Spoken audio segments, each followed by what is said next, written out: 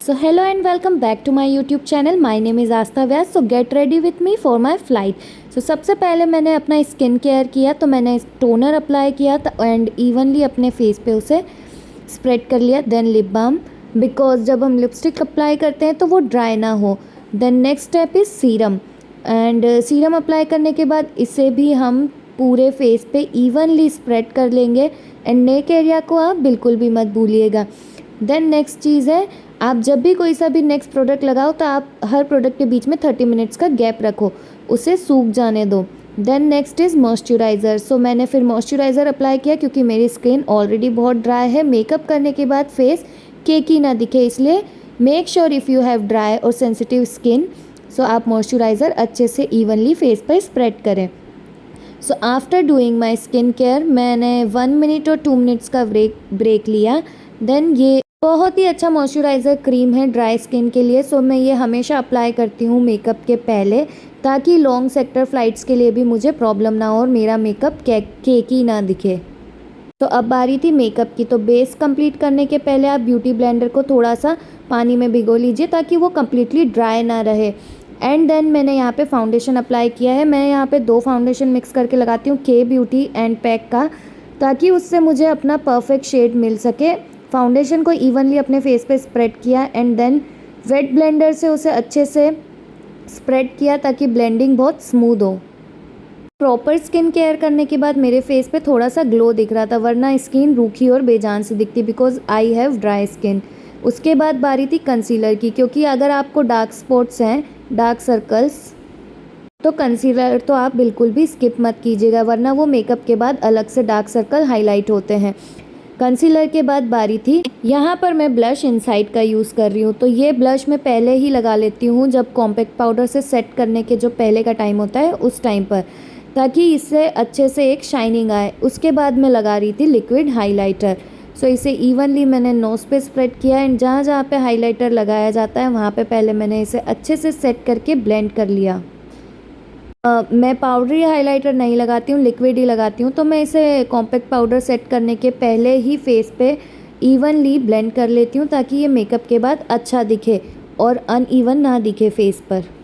अब बारी थी फेस को कॉम्पैक्ट पाउडर से सेट करने की.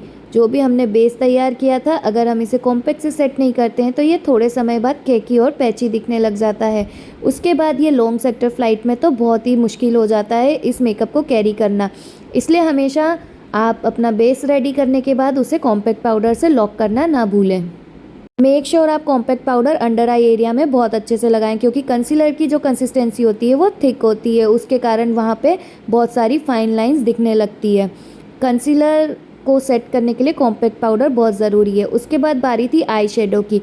हमारी कंपनी में रूल है कि हमें 2 आई शेडोज़ लगाना मैंडेटरी है. तो मैं यहाँ पे न्यूड से सटल मेकअप करती हूँ हमेशा. सो मैंने क्रीज एरिया पे थोड़ी सी ब्राउन फैमिली के शेड लगाए एंड इनर आई कॉर्नर्स और सेंटर एरिया पे मैंने थोड़ा सा सिल्वर और वाइट टोन में शेड लगाया. मैं यूजुअली यही आई मेकअप प्रेफर करती हूँ और ये जल्दी भी हो जाता है एंड मेरी फ़्लाइट पे मेरी ड्रेस के साथ ये सही भी जाता है.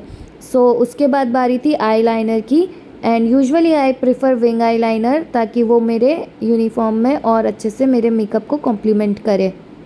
देन उसके बाद बारी थी मस्कारा की, एंड ये मार्स का बहुत ही प्यारा मस्कारा है एंड इसमें बहुत अच्छे लेंथ एंड वॉल्यूम के लिए 2 अलग अलग ब्रशेस दिए होते हैं.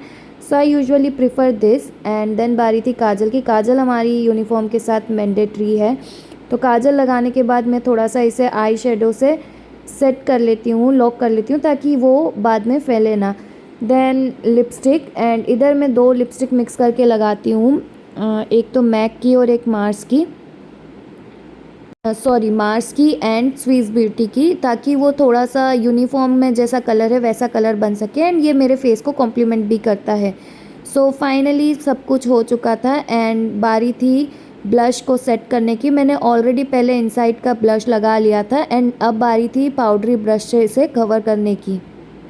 सो हमेशा उसके बाद में पाउडरी ब्लश यूज़ करती हूँ, ताकि इससे अच्छे से टचअप हो सके लॉन्ग सेक्टर की फ़्लाइट तक. एंड ये मार्स के आईब्रो पैलेट है. इसमें हाँ आईब्रोज़ को हाईलाइट करने के लिए भी दे रखे हैं कलर्स, बट यूजुअली मेरी आईब्रोज़ ऑलरेडी इतनी डार्क है, सो मुझे ज़्यादा ज़रूरत नहीं पड़ती है, तो मैं बस आईब्रो कॉम्ब से उसे सेट कर लेती हूँ, मुझे इतनी ज़रूरत नहीं पड़ती है। एंड फाइनली मैं रेडी थी अपनी फ़्लाइट के लिए। अभी मेरे बाल पे मत जाइए because I do have curly hair, और वो बहुत मेसी हो रहे थे, तो मुझे इसे एलोवेरा जेल से सेट करना था। अभी मैंने बस फेस मेकअप कंप्लीट किया है। आफ्टर कंप्लीटिंग एवरीथिंग मैंने बाल भी अपने सेट कर लिए थे एलोवेरा जेल से, और ये था मेरा फाइनल लुक फ़्लाइट पे जाने के पहले। तो बाय बाय, मिलते हैं आपसे मेरे नेक्स्ट व्लॉग में। Take care.